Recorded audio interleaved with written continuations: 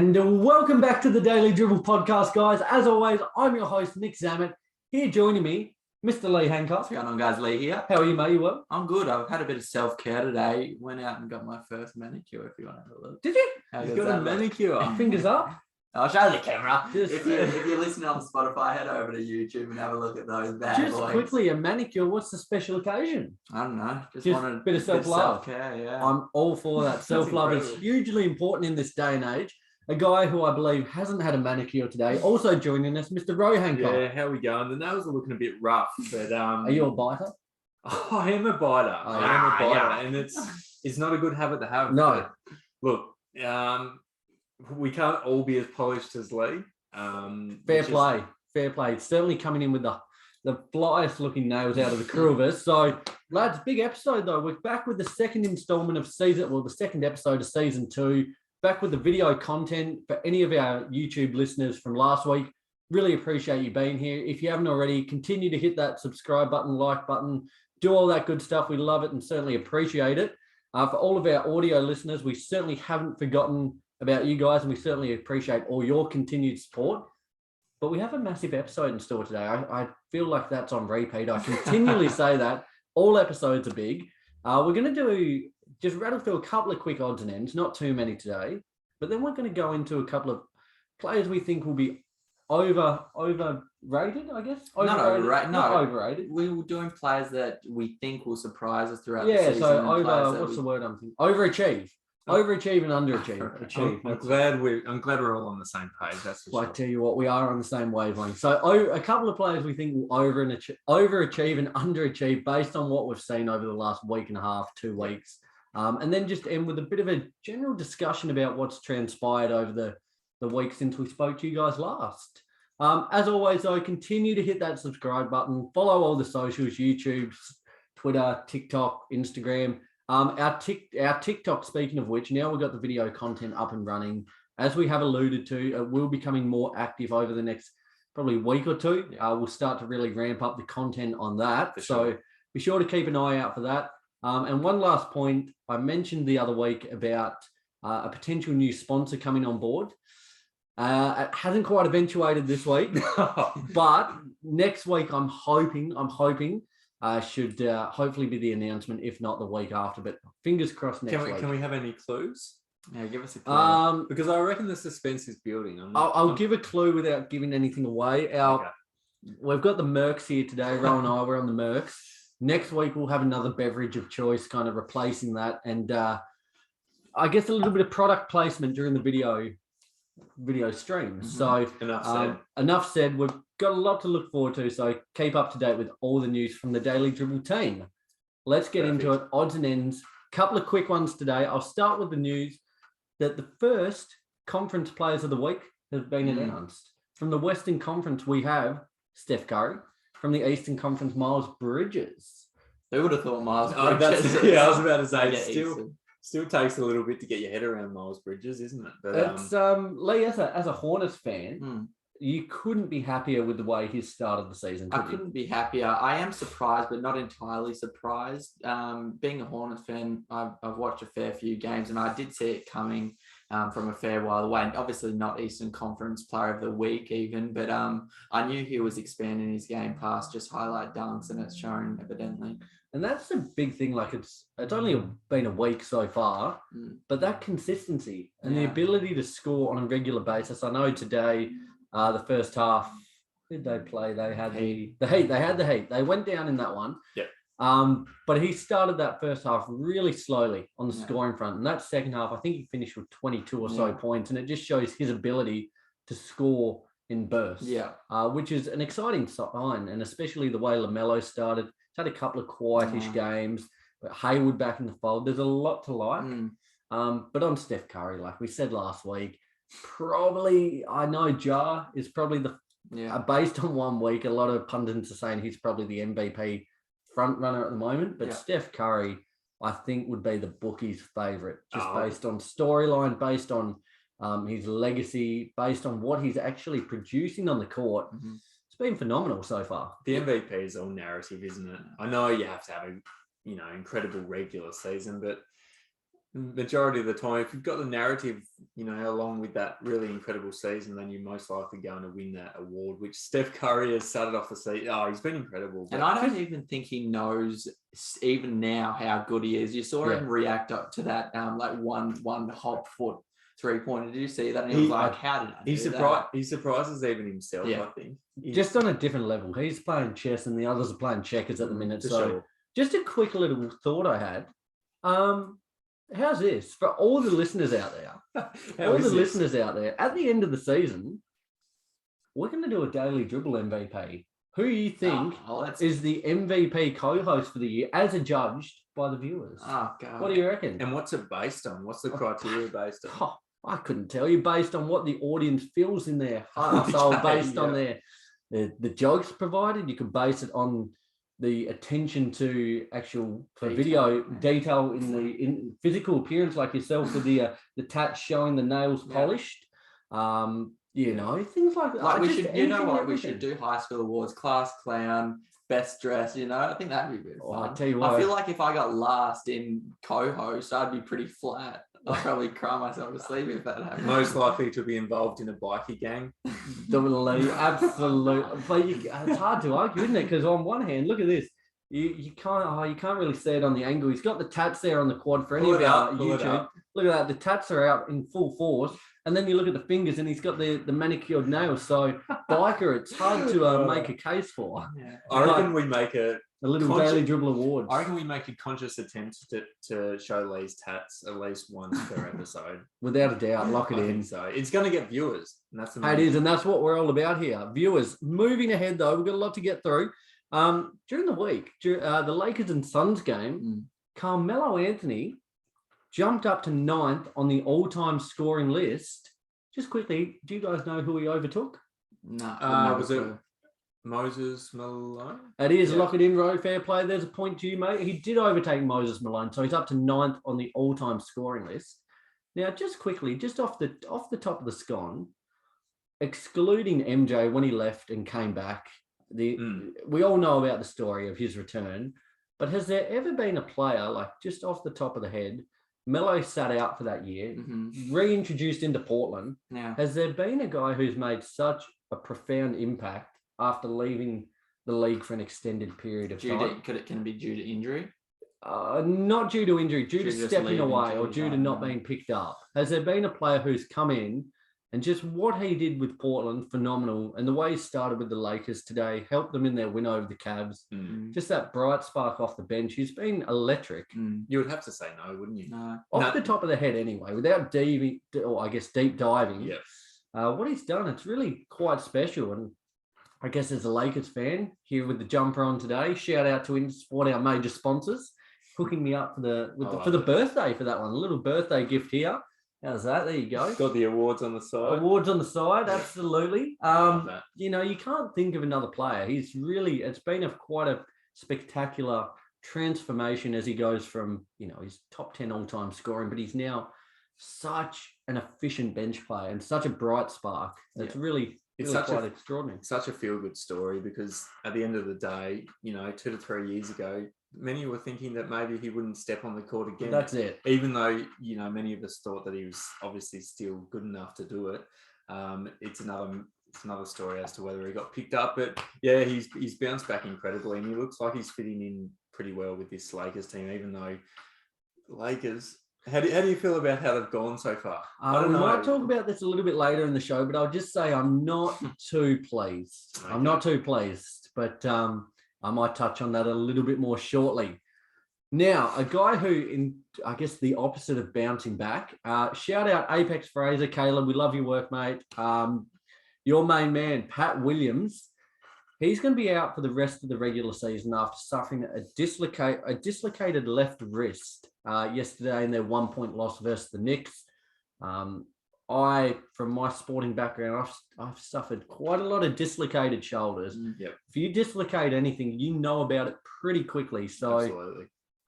For me, I just put it back in and played the week later. I'm made of tougher stuff than Pat Williams, apparently. Mate, no, you don't. You're out for about 2 months and you're crying your way to the side. Oh, there we go. Don't let that ruin a good story. But Pat Williams out for the rest of the season, regular season. Hopefully we can see him return for the playoffs. Should the Bulls make it? Yeah. Looking pretty good so far. Make it. Bulls are gonna make it. Bulls, lock it in. Bulls are going to make it, but obviously. it's a bit of blow for him because it looked like the potential that starting power forward role. He really had a chance to kind of playing with a high caliber of guys in that starting lineup: DeRozan, Vooch, Levine, Ball.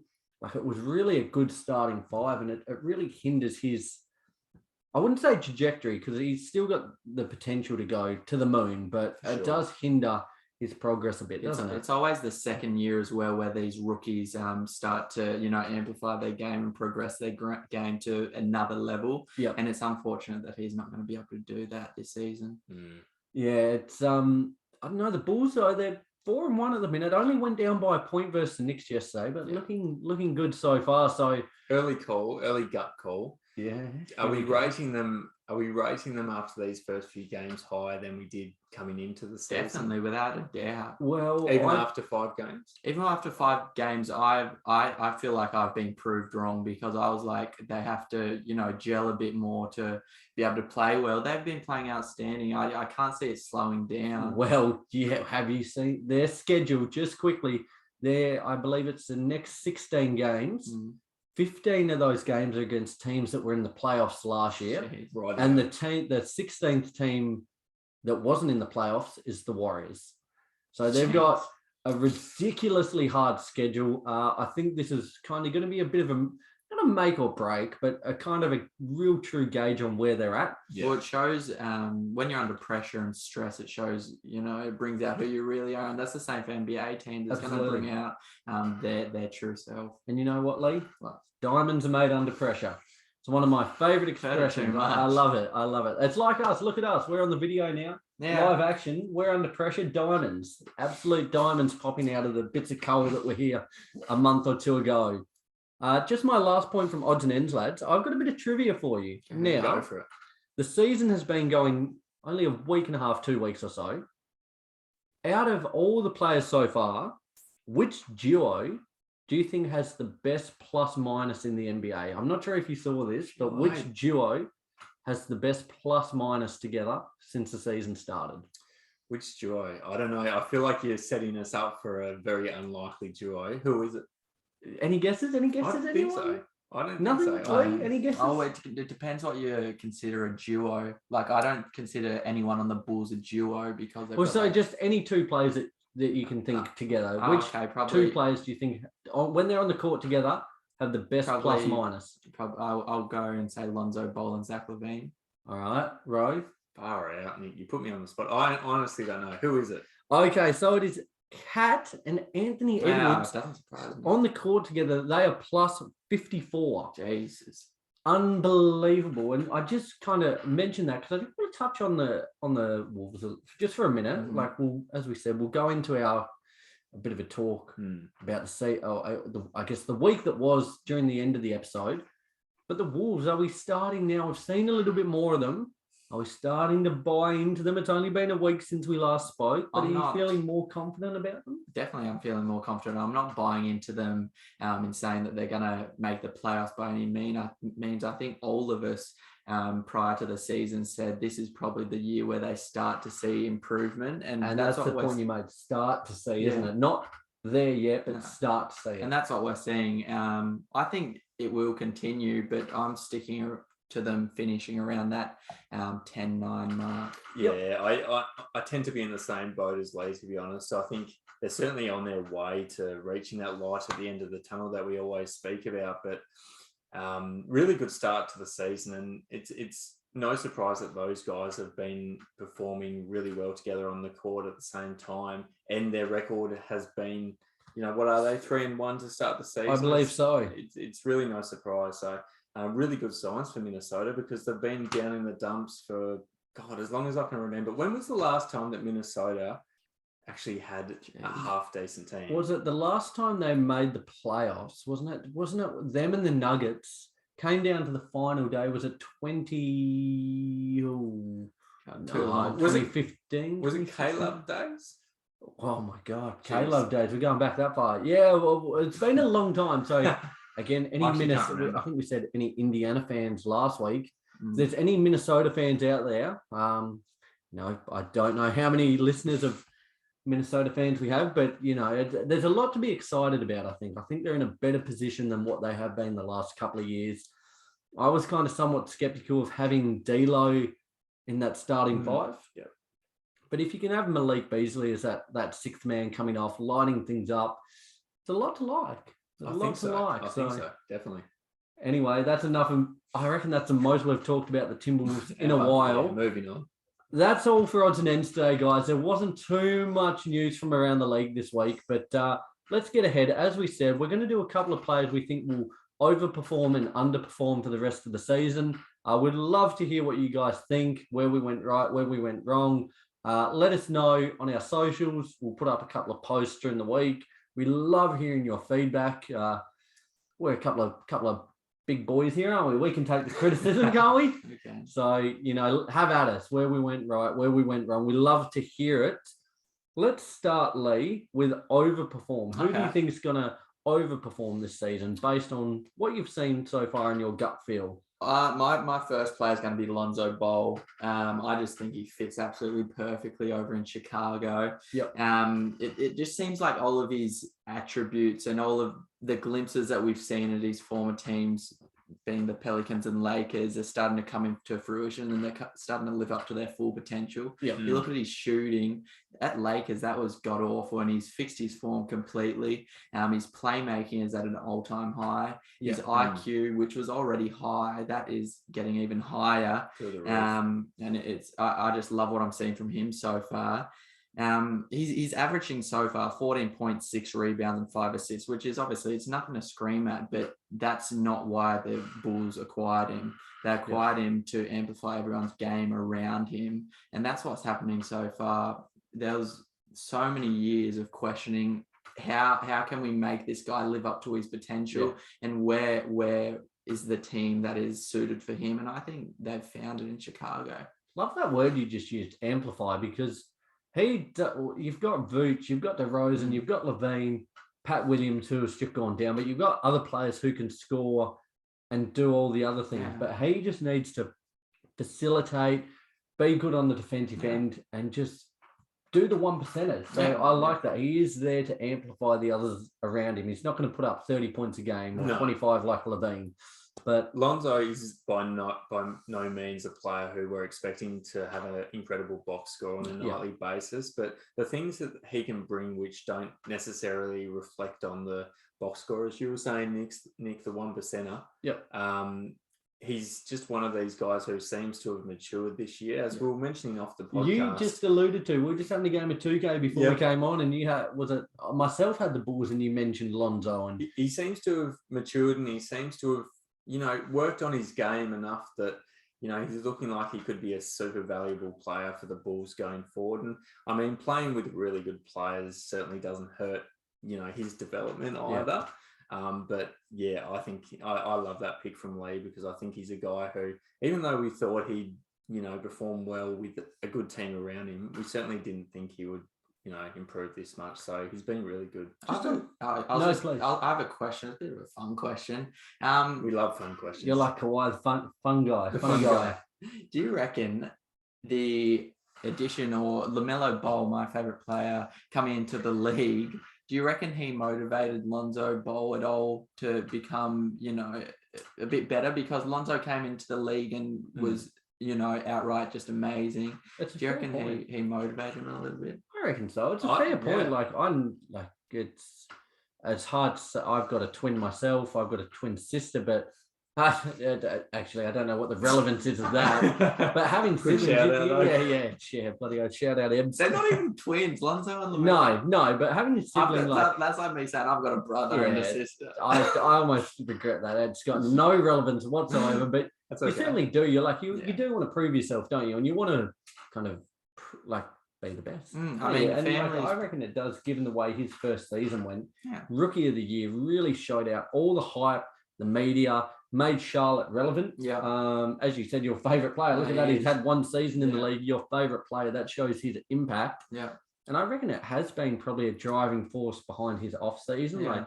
He's in the gym working hard, and those flashbacks to people all the cameras going on him. Why aren't they on me? Exactly. So, that's what I was thinking. That's spot on. I'm in the same boat as well. I think should have just got to that point earlier, shouldn't I? I think Lonzo definitely would have been thinking, geez, LaMelo has progressed at a super quick rate and probably quicker than I'm progressing at the moment. So in terms of all aspects of the game, because for the first few years of his career, Lonzo's offensive game, particularly his shooting production, there was a lot to be desired, wasn't there? Whereas LaMelo's coming straight from the get-go, and he looks like he's going to be an incredible player for the foreseeable future. So it would have been in Lonzo's head for sure. I've got one more question before we move on from this pick of yours. Yeah.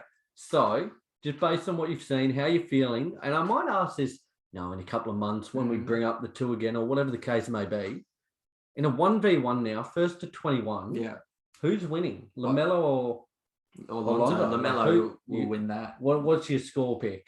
Probably what, to 21? Yep. 21, probably, I don't know, 12.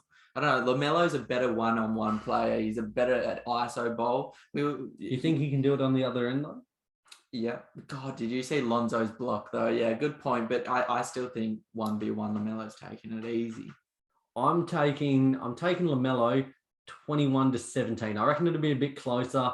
I think just if I get to see a little bit more of Lonzo's offense develop, I think he'll have it. Just because I think he's got the potential to be better on the two-way front. Yeah. I think LaMelo certainly has a higher ceiling on the offensive end, but Lonzo on the two-way front row. Yeah, it's a toughie. A big part of Lonzo's game is his facilitation, and I think he's got no one to facilitate. Well, that's it, in a one-on-one game. And I think LaMelo at this point of his career, even though Lonzo's obviously improved, LaMelo's a better scorer at this stage of his career, so I reckon he might light it up, but it'll be a close game. Love that's it. For sure. Who's Good next? pick there. I might go next. My pick for my first player who's going to overperform is Mo Bamba. Yeah, good one. Now, this was a player coming into the season, especially once Wendell Carter received his extension. It was kind of like, oh dear, what's going to happen with Bamba? What are they going to do? Is this a sign that they're going to move forward with Carter and discard Bamba? Yeah. But it's kind of been exciting to watch. They've made the decision to start both Bamba and Carter. Bamba at the center, Carter Jr. at the power forward role. And it's really, I wouldn't say it's paid dividends because they're not a great team. They're not going to win a lot of games. No. But it's actually been serviceable together, which has excited me. And I think this opportunity for him is huge. Like, he hasn't been paid yet. He's still got the opportunity to be paid. And therefore, he's going to show out when he gets the chance. I know today in the first half, they went down to the Raptors by a point. Yeah. He had 10 rebounds by halftime. Yeah. I think he had 8 by quarter time. He did, yeah. Yeah, and he just really looked phenomenal. Yeah. And I think with that, I think it kind of comes back to the Ayton point as well. The fact he hasn't been paid, he's expecting the max, and he'll get it. But seeing as he hasn't yet, not being paid, it might motivate these players. Yeah. Like your players like Shea, your players like Luka, whoever else.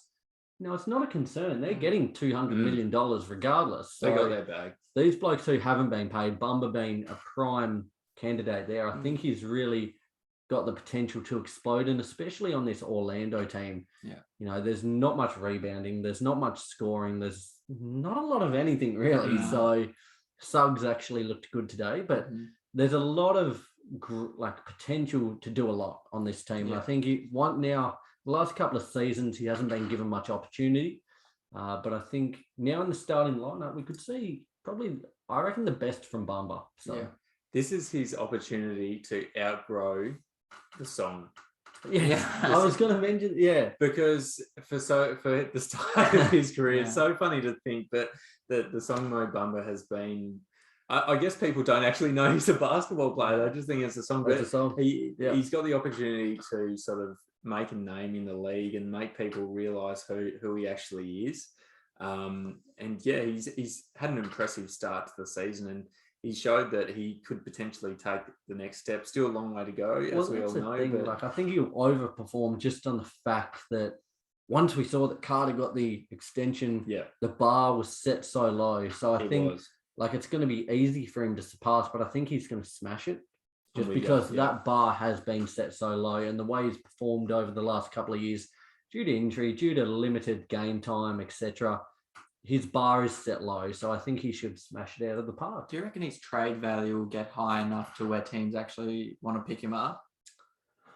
I think he needs to continue proving himself, because I think it's been sort of a bit of a short sample size of him performing at a high level. And he's not a starting level centre for a contending team, is he? No. Like you look at Ayton, Embiid, Jokic, AD, etc., etc., etc. Like he's not anywhere near that same tier, but he's a serviceable piece, and it's good for a team like Orlando. Well, that's what I was also going to say. Do you think he's been playing so well? And obviously, it's kind of a no-brainer, but because he's been given this massive opportunity to start on a pretty, not that good team. There's no it's like Giddy, who we might mention a little bit later in the episode. Wink, wink. Big goat talk there. But you're going into a situation where you're not expected to win any game you go into. Just about, there is no pressure whatsoever, and your fans don't expect anything. The front office, they just want you to kind of play hard and turn up and compete. Yeah. If you get blown out by 30 points, but you're actually competing, that's okay. Yeah. So he's in a position where he can go, there's no eyes on him, and he can do whatever he wants and just play hard, good ball. And he's doing that. So it's really a good spot for these young players like Giddy, Shea.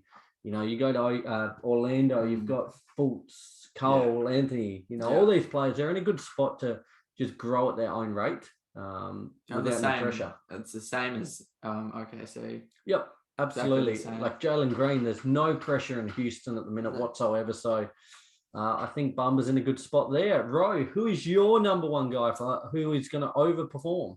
Well, you'll love this pick. Mr. Miles Bridges. Deary me. So you think it'll continue? Look, I think, let me just preface by saying a lot of these guys who have had really hot starts to the season, we've sort of seen something that's made us think, okay, they're definitely going to be on the up this year. Yep. I'm not saying that Miles Bridges is going to keep up this high level of play for the remainder of the season, but in terms of where I thought he would be performing this year, and that's it. Certainly he's going to have an overperforming season. Last year, averaged 12 and 6, and he was sort of just going along with the motions. See, at the minute, like 25 or something. Something stupid. I've got the quick notes here. He's averaging 26 and 8 so far this season. I guess that's excluding today's game, sorry. So you might have to recalculate. But a little stat that I saw that I think it was in 3 out of 5 games this year, it might be 3 out of 6 so far, he's scored 30 plus points. Who saw this coming for Miles Bridges? Last year he had 2 games total 30 plus, and he's already had 3, and the season's just begun.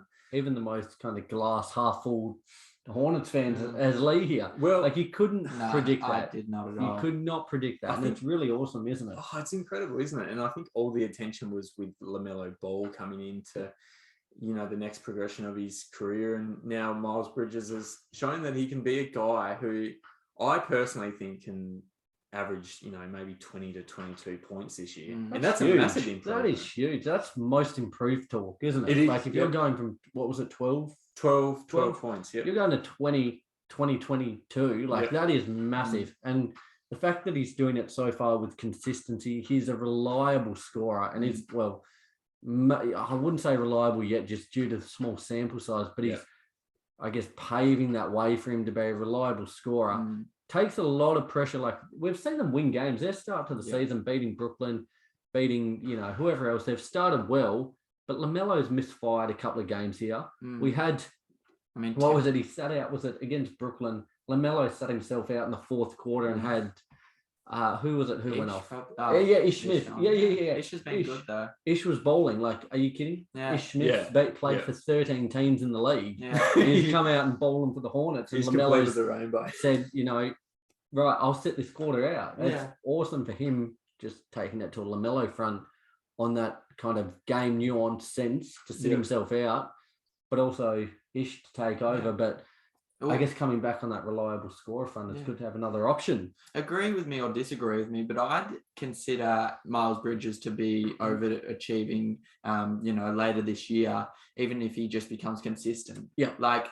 Everyone's going to have a 10-point game every now and then. I don't mind if that happens every now and again. But if he can get 20 points a game, chuck a couple highlight dunks, and then I'm happy.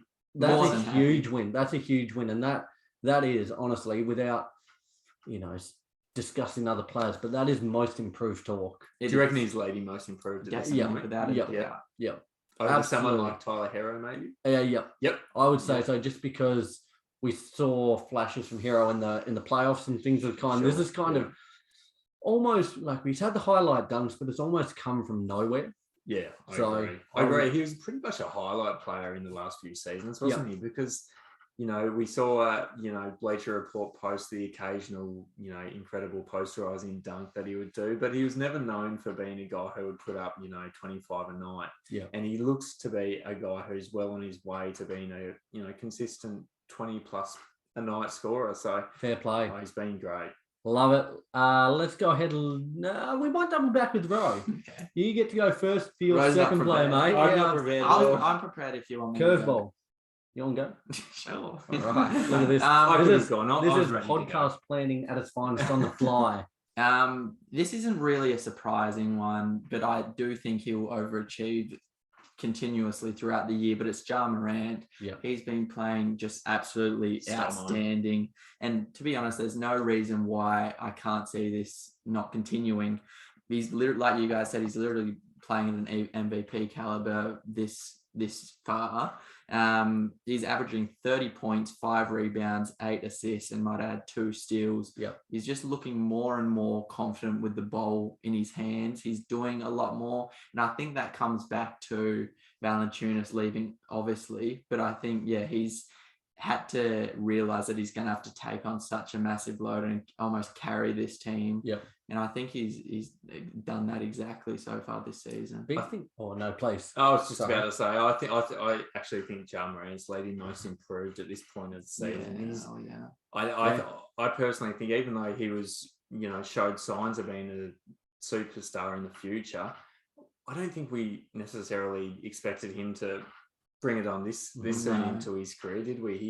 He's sort of taken the full responsibility that he and Valanciunas shared over the last few years. Taken both, and he's just taken it and run with it. And he looks like he's, in my opinion, clear most improved at this point. I think, I don't want to get any criticism for this. I find the Grizzlies, they're a good team, but they're not a great team. Yeah. But Ja makes, the last 2 seasons, them being in the play-in, that's been down to Ja. Yeah. He's phenomenal. And I think a big difference, it looks like, and from all accounts, just reading reports, he's put on a couple of pounds of size and he just looks more eager to attack. But you feel a little, I know that was a big concern for me with him, that injuries, the way he attacks and how light a frame he is, these injuries are just going to pile up. Yeah. But he looks a little heavier, a little more well built and growing into his body a little more so. And it's a scary proposition. And the fact that he's now, the way against the Lakers the other day, his stroke from 3, he is knocking down 3-pointers and hitting them with confidence. Yeah. Something he hasn't done for the last 2 seasons. To the degree that he did, that he has so far this season. Yeah. He is a scary prospect. Mm-hmm. The way, how quick and agile he is, he's kind of touch with the ball, he's touch inside, and his stroke from 3 now, the way it's developing, he's the complete package. So exciting. Mm-hmm. Another guy who has clearly worked on his game over the past few off seasons. And, we always thought that he was going to be this incredible. He always had the speed, didn't he? And the agility, but he's just slowly but surely putting all aspects of his game together and far out. Go 2-3 years in the future, and he could be. You never know. He could be one of the top 5 faces in the league. You just don't know. This wouldn't have occurred if Valanciunas didn't leave, would it? I think it might Not have. to this extent. Maybe not No to this way. extent, but I think it would have. It was always going to improve. He was always going to progress, Yeah. wasn't he? But yeah, I know what Lee's saying in Yeah. terms of. I think he had to share that responsibility. with Adams has been Valanciunas. good so far. He's Oh, been yeah. better with Has he Jar than I surprised thought he you? would. Yeah, Yeah, yeah. absolutely. I thought this combo was just because of Adams's like immobility. Yeah, I didn't think it would work as well But as it have. I was high on it. You were. I Yep, predicted fair it. play.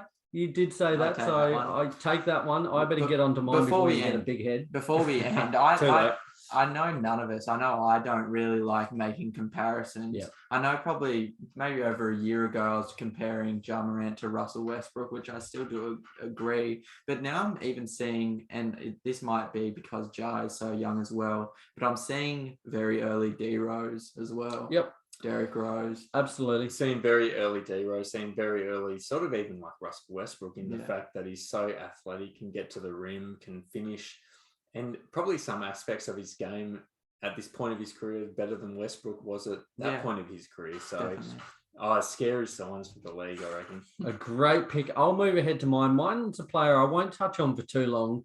A player who his bar last season was so low and was probably coming into the season set so low. My player who I think will overperform is from the Cavs. It's Kevin Love. Caleb. Okay. Money, just because his bar's so low, so I think he'll smash it. And just for the fact he's playing like he cares this year. He's like last season we saw him just throwing like absolutely just falconing the ball at teammates and just playing with an absolutely zero care factor. Yeah. He's playing with a little bit more intensity. He's playing with a little more care. And he's playing on a team that I think has potential. Like they went down to the Lakers today. They were in it up until the last couple of minutes and were leading it. Yeah. And the way Sexton, Garland, and Rubio off the bench, we mentioned as well, roll off air. It's coming together, and I think maybe he sees the potential in this team. Therefore, he's playing a little more determined. Yeah. And again, it kind of comes back to the Ben Simmons situation.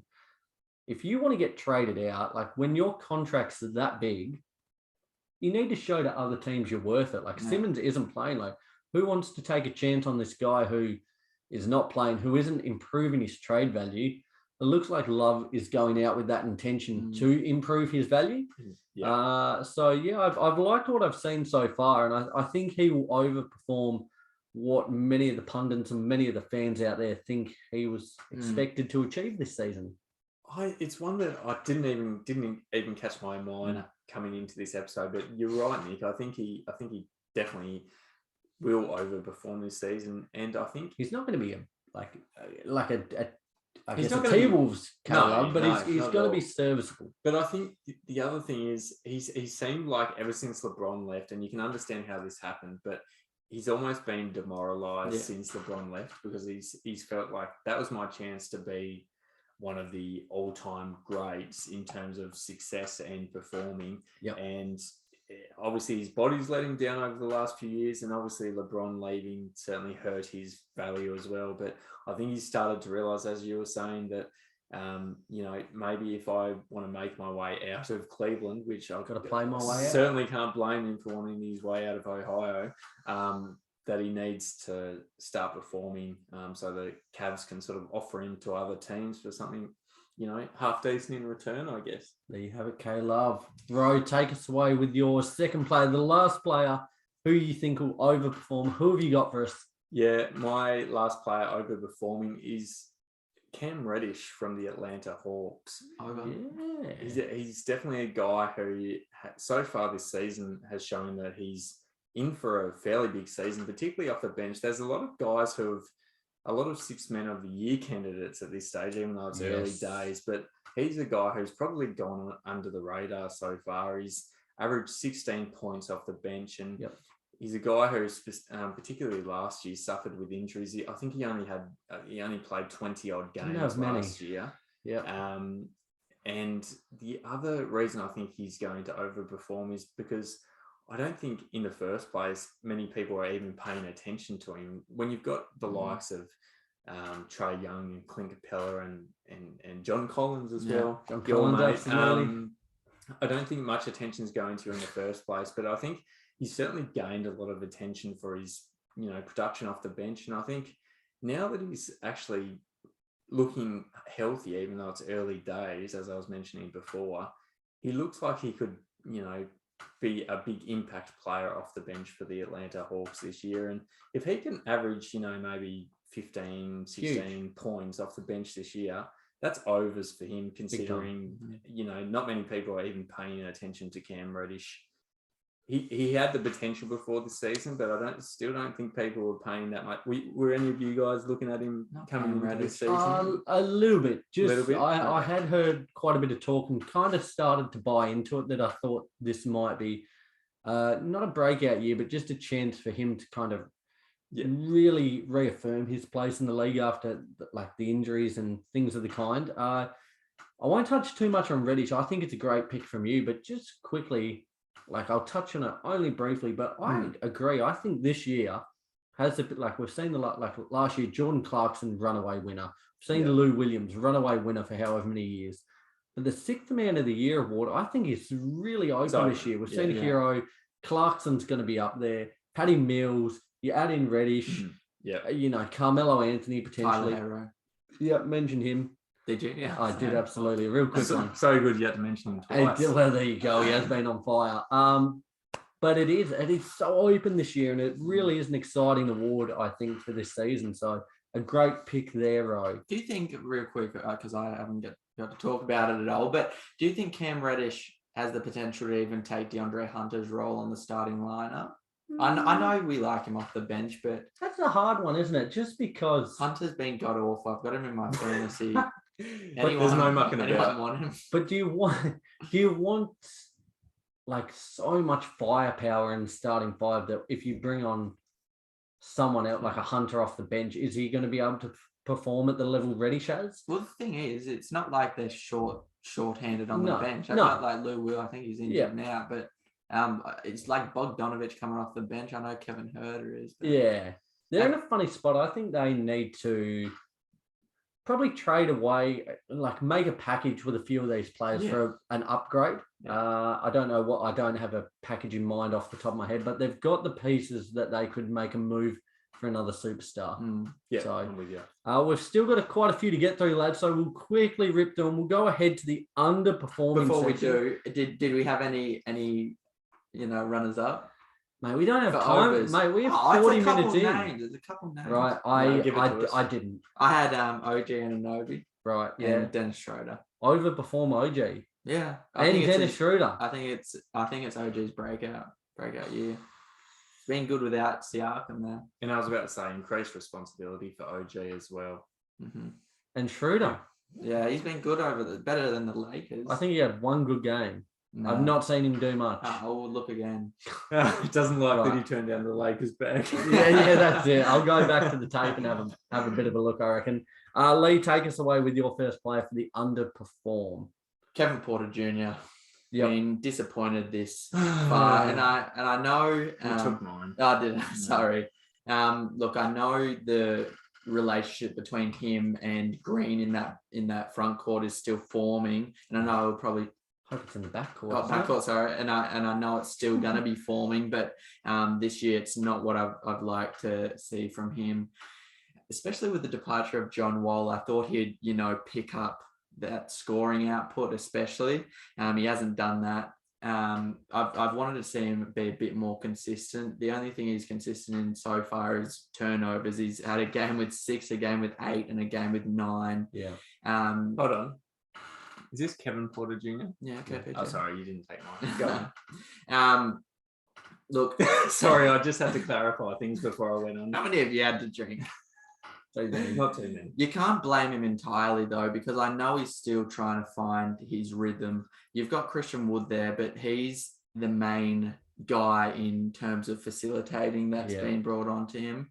And I guess it's finding that balance between scoring and facilitating, as well as creating chemistry with all your teammates around him.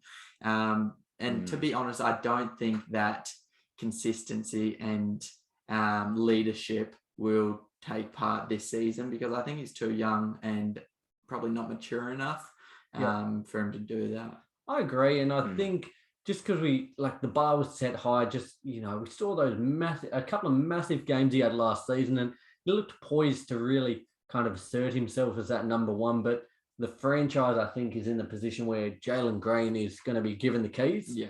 Like, he's the guy we're building around. And it just seems that, Porter's kind of being put on the back burner a little bit. And it's kind of, I guess, that mentality has kind of affected, I guess, his confidence, possibly his, I get mentality as well.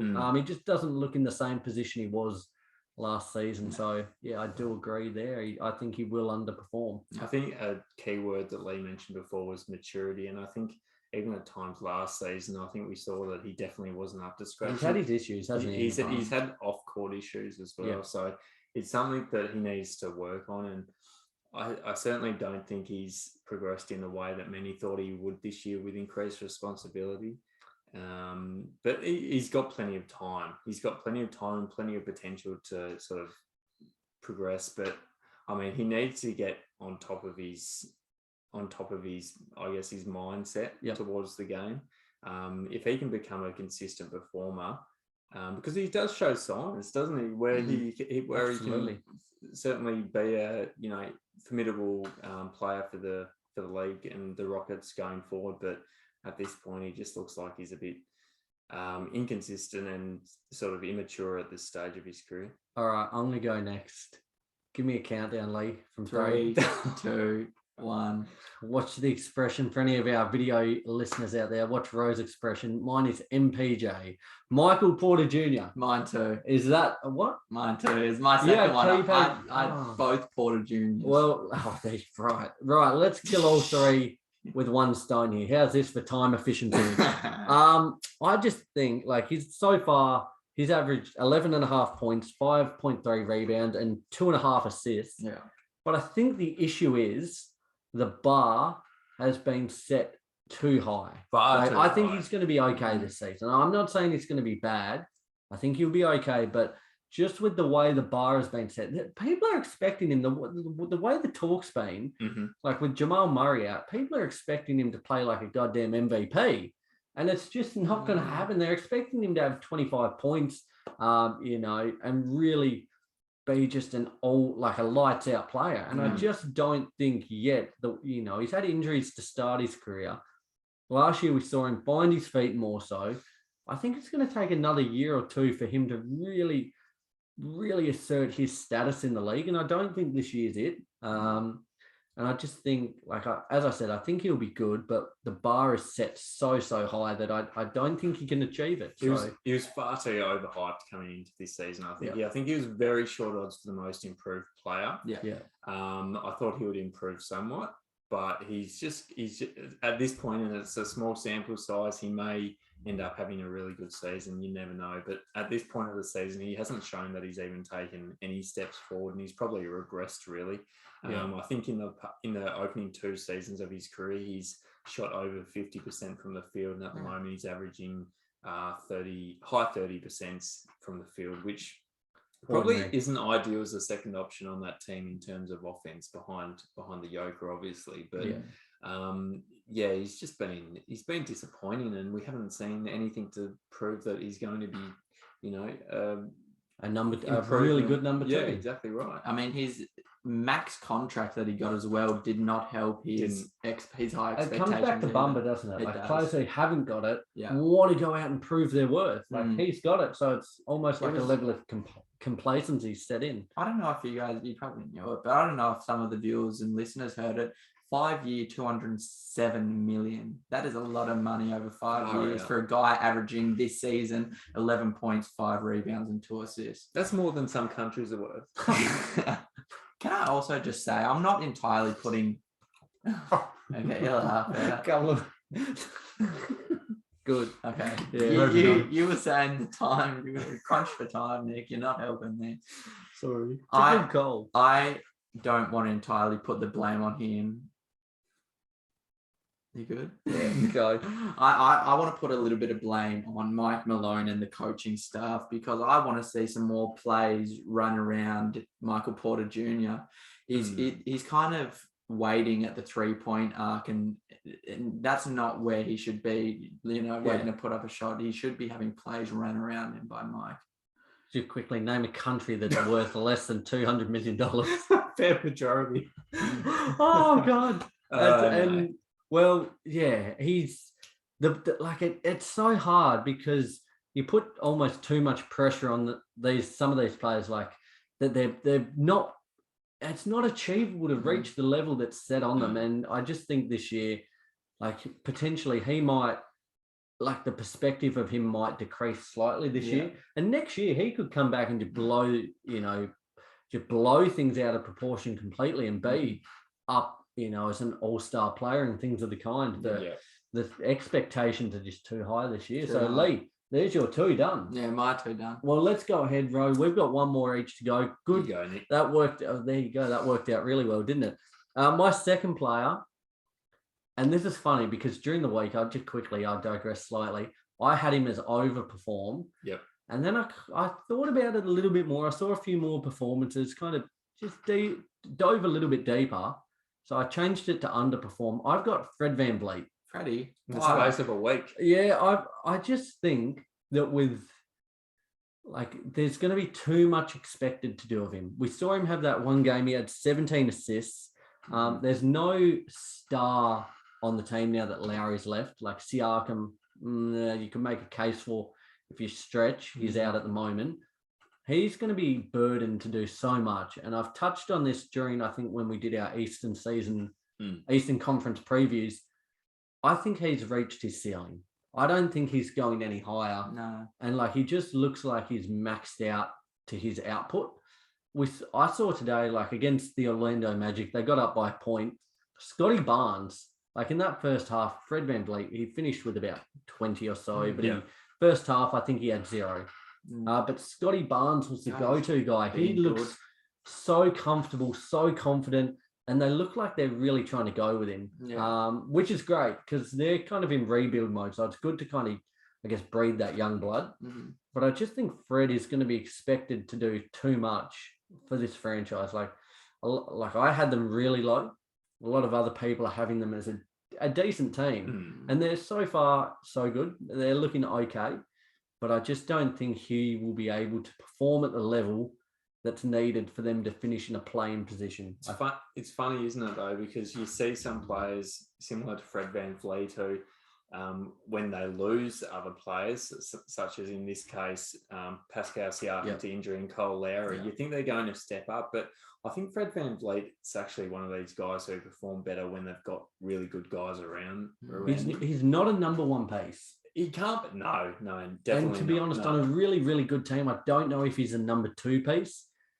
He's a support. He's a low level second piece or a high level third piece. I just don't think he's quite there in the position to be able to get them to the place they need. Do you reckon he can lead the team? I'm the same. No. Not in points. I'm talking about leadership in general. If you pose it that way, maybe. Yeah, I actually still think that when Pascal comes back, he'll be leading the team. I don't think so. I do. But I certainly think that you touched on Scotty Barnes before. Scotty too hotty. Coming into this season, when he got picked up at 4, I think a lot of us were thinking, "Why? That's overs." And I think we were thinking, this guy. I think he was going to be a good player, but I certainly don't think he was going to be a number 4 pick. A lot of people were upset that Suggs didn't get picked above him. Yeah, that's exactly right. I think that was the contentious point, wasn't it? It was the fact that Suggs had bowled out in his college career. Yeah. But obviously Barnes got picked ahead of him. But he's the Toronto Raptors have seen something in Scotty Barnes that maybe the rest of us haven't seen so far. And he had 19 and 6 in the first half today, which is sort of. I think he ended with just about 19, didn't he? Yeah, I think he had just over 20. Quite second half. But still, he's overperformed. I think that's another guy who's overperformed, Scotty Barnes. Yeah, there you Probably go. should have had him as one of my options. Well, Ro, you take us away, mate. Who is your final player, the overperform? Who have you got? My last player and underperformed, by the way. Underperformed. My apologies. Yeah, right, Nick. I do have to apologise. I've got to go to the loo, so the clarity of mind It's not that. It's starting to fade. Exactly, that's what it is. That's exactly. exactly You're having to go to the loo. Yeah, I was. I'll try and get it over and done with, Nick. But my player, and even though he had a really good game today, and he got to the line today as well, but It was my man, James Harden from the Brooklyn Nets. JH. I think given the fact that Kyrie Irving's out for, who knows, for the majority of this year, it could be all of this year, we thought that James Harden would have another incredible season, probably be the 2 behind KD in terms of production for the Brooklyn Nets. I think the rule changes around fouls and trying to sort of milk fouls. So shuffling your legs, the other time.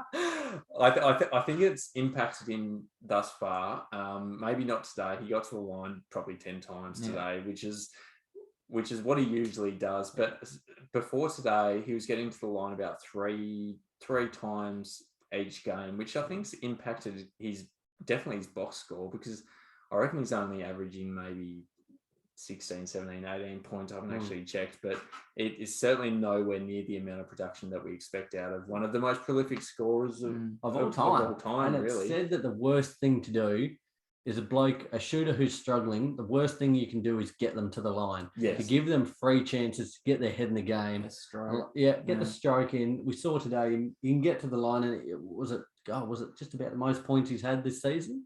Yeah, I reckon it was. Yeah, just about. Yep, it would have been, definitely. I mean, the headline is obviously, the new rule change is affecting his game, but are people forgetting about that? The whole off season he was rehabbing that hamstring injury. Yep. I think that also plays a big part that no one's really talking about. That's my. I'm going to disagree here. I think he's going to be okay. Yeah, I do too. I'm gonna go against the grain this time, bro. I think he's going to be okay, and I do agree. Certainly, the hamstring comes into play. Yeah. Certainly, adapting to these new rules come into play. He's got to, if he's struggling to get that offense going, he's got to find a way to get to the line, which he did today, and he looked better. Yeah. I think he's going to be okay. In a month or two, often we see him start a little bit slower. I think he's going to come okay. One of my last notes was going to be... Is this going to be the point that sways? No, just agreeing with us, I bet. Well, you're sort of on the money there, but I think one of my last notes was going to be a player of James Harden's caliber, regardless of if the rule changes or not. Yeah. It's not like he's going to have an awful season. Like, he's averaged 16 points or thereabouts so far. I'm not saying that he's probably not going to average, 23 to 25 points a game this season, but... MPJ, isn't it? The bar sets higher. It's set so high that you expect incredible things out of him. And I think my point more so was the fact that, particularly with Kyrie out, he probably had to step up even more. Yeah. And do I think that he's going to step up enough to fill the hole left by Kyrie Irving and lift the Nets to where they need to be? I'm not so sure at this point, to be honest with you. James Harden's an incredible player, and I think he's going to go down as one of the all-time greats. We know that. But top 75 player of all time. Top 75. Yeah. Oh, geez. Yeah, he's an incredible scorer. And his longevity's been really good as well. But I don't know. I'm just not convinced that he's going to reach the heights that many thought he probably should this season. Guys, there you have it. We've given 6 players. Oh, yeah, no, we have done 6 for each category. I was doing a bit of big Shaq quick math. 6 players for overperform and underperform. It's kind of hard. We've only seen 2 weeks of action, but these are players we think, at season's end, we might look back on and say overperforming or underperforming. We would love to hear what you think, where we went right, where we went wrong. I don't know. I feel like people might be on board potentially with us. Yeah, let us know if you're not. Yeah, absolutely. We love to hear your feedback. We just love hearing your feedback, don't we? We love it. We grow from it. We're like plants, aren't we? And you guys are the water. It's growing. What an analogy. Horrible analogy, but let's move on. We're going to do this in a rapid fire format. Just the season or the week so far, what have been your big takeaways? Has there been teams that you're happy with, that you're disappointed with? What has stuck out to you this week, Lee, from the NBA? I mean, big thing we already talked about. Scotty Barnes has just been incredible taking on that role. It looks like he's even sometimes playing the point, which I like. Another thing, Tyler Herro, we talked about him last week, but he's just continued to be great. Yeah. You guys going with yours? Well, big thing for me was OKC coming back by 26 to beat the Lakers the other day. Oh, I tell you what, this was absolutely just brutal. I was at work. I was just sneakily checking the scores here and there. Shout out Intersport Hobart, our major sponsors. Checking the scores, and I saw us up by 26. I was like, "You beauty, lock that down for a dub." And just off the back of Shea, Lou Dort, and Josh Giddey, Giddey with 18 points, 10 rebounds. Became the second youngest player behind LeBron James to record 10 assists. Wow, big stuff there. But they were able to rally and beat the Lakers there, 123 to 115. Brutal stuff there. And what kind of stood out to me, the Lakers only just scraped over the Spurs as well during the week in OT. It's really been the Lakers' D. They have been pretty horrendous on that front, giving up 123 points to this OKC team. And I forgive me, I don't have off the top of my head what it was against the Spurs, but they're giving up a lot of points. They're a better team than this, and they need to, I think come playoffs, they're going to be all right. But I think they need to actually flex a little bit of muscle and kind of prove that they are rightfully one of the top teams in the league. They're just not showing it. And likewise for the Nets at the minute, they've got the muscle. They just need to flex it a little bit. So what does it come down to, though, for the Lakers? You're a Lakers fan, obviously, Nick. What do you think their poor start to the season has come down to? I give it down to 2 points, I think. I think one is complacency, just given they've got so much top-tier talent. Yeah. I think they can walk in any given night and think they're going to win, especially going up 26 against OKC. Yeah. Like they just doing the towel, we'll rest. We've got the win locked up. It's easy. OKC are pretty much in tank mode. They're not going to fight. And they did. They fought and scrapped and clawed their way to a win. So I think that's point one. I think point two. So what did I say? Complacency. And I think just maybe you didn't have one. I think it's almost a little bit of lack of team cohesion. Yeah. We've seen so far the impact, like Russ in particular. This game he had a quadruple double. Not the good kind. At least 10 points, 10 rebounds, 10 assists, but also 10 turnovers. Yeah. And the difference that's been had with Russ when LeBron is in the court and when he's off the court has been massive. Russ has been a much better player when LeBron's not on the court. So far, it's only a small sample size, but I think they just need to iron out when they've got their full complement of stars. They need to stagger the minutes a little bit more. We forget that Wayne Ellington, Kendrick Nunn, all these other players, they don't have their full complement of stars yet. Yeah. I think they just need to work out their system. So I think complacency and lack of team cohesion is the big point so far for me. Yeah. Yeah. Ro, what have you taken away from this week? I've taken a lot away, but something I took away, which I definitely wasn't a fan of, and I'm actually still fuming about it, is the fact that I'm not sure if many people saw throughout the week, late in a game between the OKC Thunder and the Philadelphia 76ers, Joel Embiid barged into Joshy Giddey, one of our favourites. On a fast break. It wasn't so much the Joel Embiid barging into Giddey because he wanted the bucket, but it was a hard barge and hard foul. Giddey got absolutely clobbered. Pummeled. He got absolutely pummeled. It's a big boy to hit you. That's one of the biggest boys to hit you. He got bowled over, but the thing that I was absolutely fuming about was the Philadelphia 76ers commentary team. There's one member of that commentary team in particular who was so disrespectful and just lacked care for Joshy Giddey, essentially saying, I don't care if Josh Giddey's hurt, because for a little while Josh Giddey looked very proppy after that happened. He was down for a hot minute, and he was saying that while he was still down. Joshy Giddey was recovering, and this commentary member, I didn't have the name. I wish I had got it so I could name and shame, but he was basically saying, I couldn't care less about Giddey's well-being, but I just want to make sure that Joel Embiid's okay, because it was a hard foul and they both sort of got impacted. Yeah. But I just thought, if you're a commentary team, I don't care how biased you are, but you still have to show some sort of compassion for the opposition players if they look like they're being impacted physically like that. There's a fine line, isn't there? And I 100% agree, because I know like, I guess for a bit of transparency, that's the route I certainly want to go with my career. Like, Yes. I reckon that is like my dream job.